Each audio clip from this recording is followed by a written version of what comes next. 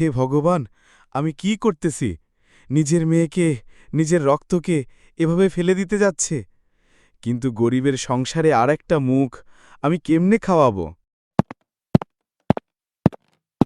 মা, ক্ষমা করিস, তোর মঙ্গলের জন্যই তোকে এখানে রাখছি।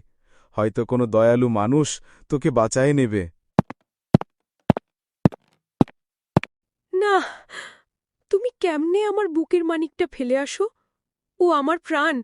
কি করব হাসিনা, খাওয়ার মতো ভাত নাই, জমি নাই, মেয়ে মানুষ পালা আমাদের পক্ষে সম্ভব না। অন্তত কারো ঘরে গেলে বাঁচবে।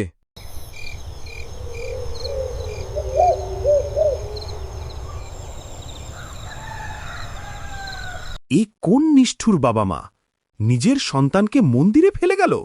স্বামী, আপনি যদি অনুমতি দেন, আমি এই মেয়েটাকে লালন পালন করতে চাই। হ্যাঁ, নিশ্চয়ই।